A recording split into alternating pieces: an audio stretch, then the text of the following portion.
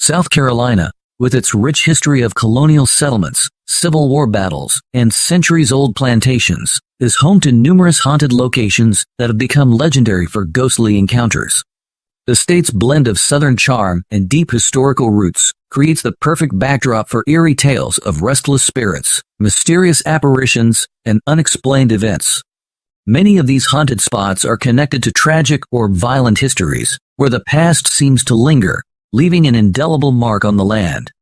Here we will visit the some most haunted places of South Carolina. Number 1. White Point Garden in Charleston. White Point Garden in Charleston, South Carolina, is a peaceful public park with an eerie history that has made it one of the most haunted places in the area. Located at the southern tip of the Charleston Peninsula, this garden offers scenic views of Charleston Harbor and the Cooper River. Its lush greenery, stately live oaks, and historic monuments create a serene atmosphere during the day. But as night falls, legends of ghostly figures and eerie events bring an entirely different energy to the park. White Point Garden was once a defense point, used during the American Civil War to protect Charleston. Cannons and monuments now stand as reminders of its military past. However, the garden's haunted reputation stems from an even darker chapter of history: pirate executions. In the early 1700s, Charleston was a hotspot for pirates who attacked ships along the coastline. Many pirates were captured and brought to White Point, where they were publicly executed. Pirates like Stede Bonnet, known as the Gentleman Pirate, met their grisly end here. They were hanged, and their bodies were displayed as a warning to others. Some locals say that the spirits of these executed pirates still roam the park, unable to find peace. One of the most famous ghost stories linked to White Point Garden is that of Stede Bonnet himself. Bonnet was a wealthy landowner who turned to piracy, although he lacked the skill and ruthlessness of other pirates. After his capture, Bonnet and his crew were hanged in White Point Garden in 1718. It's said that the ghost of Stede Bonnet walks the garden at night, searching for his ship or trying to make peace with his fate. Visitors have reported seeing shadowy figures that resemble men in pirate attire, lingering near the old cannons or disappearing into the mist that sometimes rises from the harbor. Apart from pirate ghosts, White Point Garden is also rumored to be haunted by the spirits of those unjustly executed or caught up in Charleston's violent past. In the early 1800s, the garden became a place where criminals were hanged. According to legend, some of these individuals were innocent, and their restless spirits remain, still seeking justice. Visitors often feel cold spots in certain areas of the garden, despite the warm South Carolina weather. Some have heard the faint sound of chains clinking, as though prisoners were being led to their deaths. Another common apparition reported at White Point Garden is the Lady in White, a figure seen walking the paths of the park. Some stories suggest she's the ghost of a woman who lost her fiancé during the Civil War. She is said to be searching for him, wandering endlessly through the garden, dressed in a flowing white gown. Witnesses describe seeing her glide silently along the walkways before fading away into the night. Others believe she's connected to one of the pirates executed in the park, perhaps a widow mourning her lost love. Many visitors to White Point Garden have reported feeling an overwhelming sense of sadness or dread.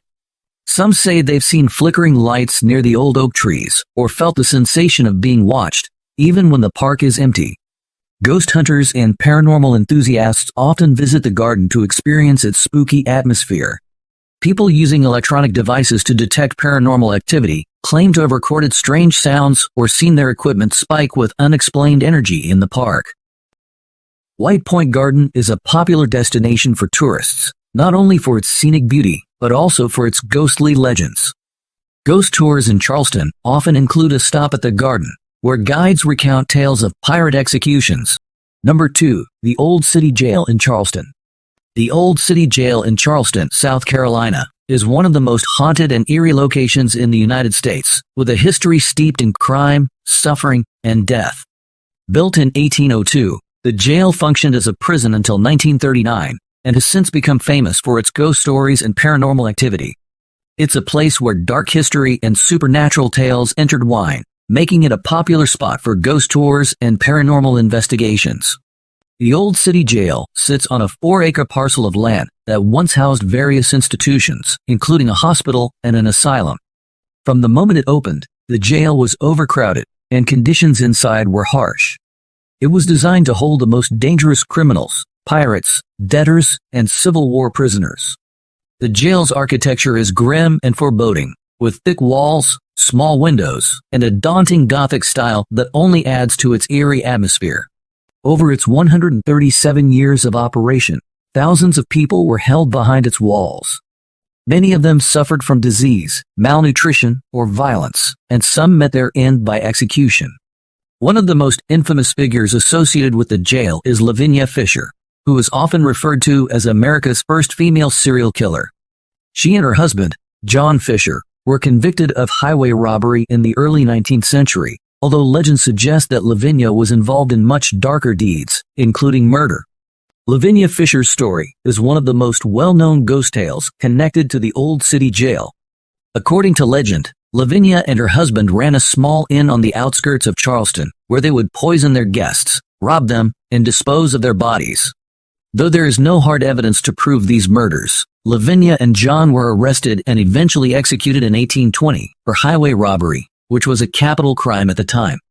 Lavinia was known for her defiant and fiery nature, and she is said to have worn her wedding dress to the gallows, proclaiming her innocence until the very end. Her last words, according to legend, were, "If you have a message you want to send to hell, give it to me, I'll carry it." Many visitors claim to have seen her ghost wandering the grounds of the jail, often in her white dress. She's one of the most frequent apparitions reported at the Old City Jail. Lavinia Fisher's ghost isn't the only spirit believed to haunt the Old City Jail. Numerous paranormal investigators and visitors have reported strange experiences over the years, ranging from unsettling feelings of being watched to full-bodied apparitions. Shadowy figures are often seen moving through the halls, and disembodied voices are frequently heard. Some claim they've heard the rattling of chains or distant screams, as if the cries of the long-dead prisoners still echo through the stone walls. One particularly chilling ghost is said to be that of a male prisoner who was held in the jail's dungeon. This area, which was the darkest and most miserable part of the prison, was where the most violent criminals were kept in chains. Visitors report seeing a shadowy figure of a man in tattered clothing, lurking in the corners of the dungeon, his face often twisted in pain or rage. The ghost of a warden is also said to haunt the jail.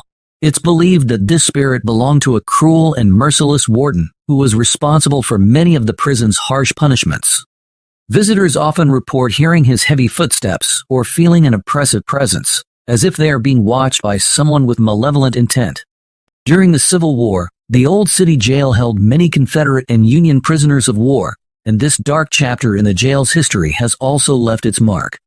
Some reports claim that the ghosts of soldiers, still dressed in their uniforms, roamed the building. One famous tale involves a Confederate officer who was imprisoned in the jail and later executed. His ghost is said to wander the halls, particularly on cold nights, when visitors have seen him in a tattered military uniform, pacing the floors as if awaiting his fate. Today, the Old City Jail is a hotspot for ghost tours and paranormal investigations. Many people who visit the site leave with stories of strange occurrences, whether it's the feeling of being touched by an unseen hand or witnessing lights flickering inexplicably. Ghost hunters have captured unexplained noises, voices, and eerie images on their equipment. Number 3. The Unitarian Church Cemetery in Charleston. The Unitarian Church Cemetery in Charleston, South Carolina, is a historic and hauntingly beautiful burial ground that has captured the imaginations of many with its legends of ghosts and mysterious occurrences. Located next to the Unitarian Church, this cemetery is a place where history, architecture, and the supernatural seem to merge. The Unitarian Church itself is one of the oldest Unitarian congregations in the United States, established in the 1770s. The cemetery, like the church, is steeped in history, and it is the final resting place for many early settlers and prominent citizens of Charleston. Wandering through the cemetery feels like stepping back in time. The headstones, dating back to the 1700s and 1800s, are often weathered and covered with moss, which only adds to the eerie and mysterious atmosphere. One of the striking things about the cemetery is how overgrown it is. Unlike many modern cemeteries that are neatly maintained, this one is full of tangled vines, wildflowers, and ivy-covered tombstones. This was actually a deliberate design choice. During the Romantic period in the 19th century, it became popular to let nature take its course in cemeteries, as it was seen as a more poetic way to honor the dead. As a result, the cemetery has a wild, almost dreamlike appearance that invites visitors to explore and reflect. Perhaps the most famous story associated with the Unitarian Church Cemetery is the tale of Annabel Lee, a figure who is said to have inspired Edgar Allan Poe's poem of the same name. According to local legend, Poe, while stationed in Charleston as a young soldier, fell in love with a local girl named Annabel Lee. Her family, disapproving of the relationship, forbade the couple from seeing each other, and eventually, Annabel Lee tragically died. Heartbroken, Poe supposedly immortalized her in his famous poem. Though there is no concrete historical evidence to support the story, many visitors to the cemetery claim to have seen the ghost of Annabel Lee wandering among the tombstones. Her spirit is often described as a young woman in a flowing white dress, silently moving between the graves as though she is searching for something or someone. Some say that if you visit the cemetery at night, you might hear her soft whispers carried on the breeze. The ghost of Annabel Lee is not the only spirit said to haunt the Unitarian Church Cemetery. Over the years, countless visitors have reported strange and unsettling experiences while walking through the cemetery, especially after dark. Many people have felt an eerie presence following them, even though no one else was around. Others have heard disembodied footsteps or caught glimpses of shadowy figures flitting between the trees and tombstones. Some of the cemetery's ghostly inhabitants are believed to be soldiers from the Civil War, whose restless spirits remain tied to the place where they were buried. Others claim to have seen the ghost of a woman in mourning, dressed in black and weeping softly at a particular grave. When approached, she vanishes into thin air. Another common story involves the flickering lights that some have seen in the cemetery at night. Visitors have reported seeing what appear to be lanterns moving through the cemetery, but when they investigate, there is no one there. This phenomenon has fueled speculation that these lights are carried by the spirits of those who were buried there centuries ago, still wandering the earth. Visiting the Unitarian Church Cemetery today, you'll likely find it to be both peaceful and eerie.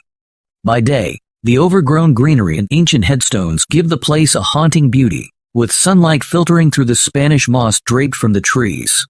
But as the light fades and the shadows grow longer, the atmosphere changes.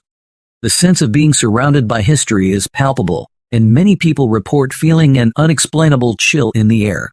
Whether or not you believe in ghosts, the Unitarian Church Cemetery is undeniably a place of deep history and poignant stories.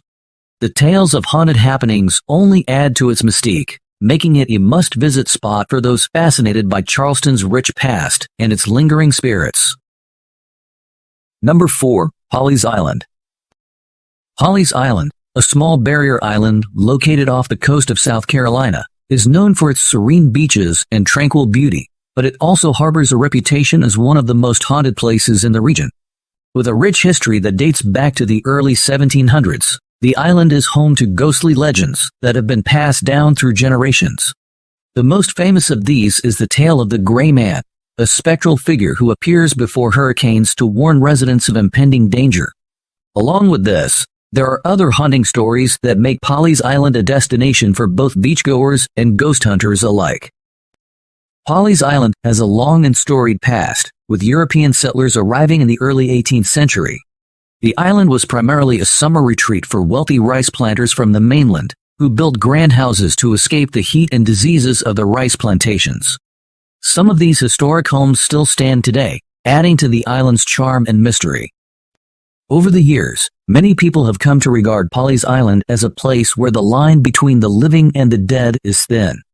The island's isolation, coupled with its ancient oak trees draped in Spanish moss, and its history of hurricanes and shipwrecks, has given rise to tales of supernatural occurrences.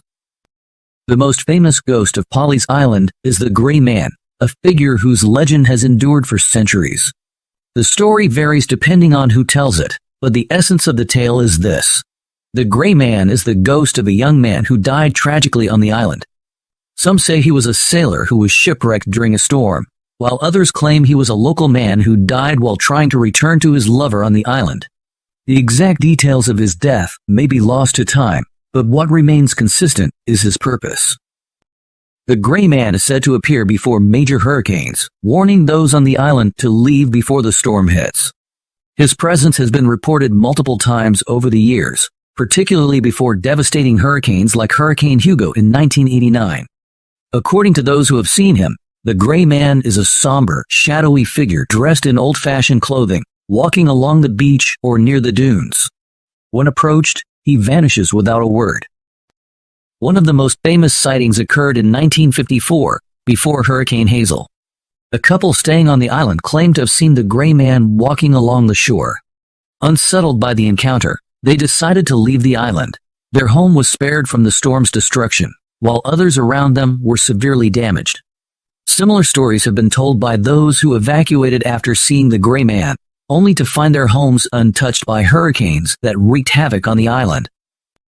Another well-known haunting on Polly's Island is the ghost of Alice Flagg. Alice was a young woman from a prominent family who lived in the area in the mid-19th century. She fell in love with a man her family deemed unsuitable, and when her brother found out, he forbade her from seeing him. Heartbroken, Alice fell gravely ill and died soon after.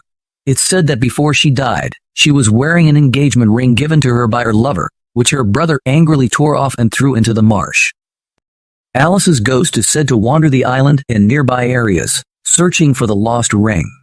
Visitors to the old Flagg family graveyard at All Saints Church, just off the island, have reported seeing a young woman in a white dress, believed to be Alice, floating through the cemetery. Some say if you place a ring or coin on her grave, her spirit will make itself known. Polly's Island has more than just these two famous ghosts. The island's isolated beaches and old homes are fertile ground for stories of supernatural encounters. Some claim to have seen shadowy figures moving among the dunes at night, while others report hearing strange voices carried on the ocean breeze. There are also tales of lights moving across the water, thought to be the spirits of sailors who died in shipwrecks off the coast. Many of the old plantation homes on the island are said to be haunted as well. One such house, known as the Pelican Inn, has been the site of numerous ghostly occurrences. Guests and staff have reported hearing footsteps, doors opening and closing on their own, and even glimpsing apparitions in the hallways. Today, Polly's Island remains a quiet, laid-back destination for visitors seeking relaxation, but its haunted reputation continues to draw those fascinated by the supernatural.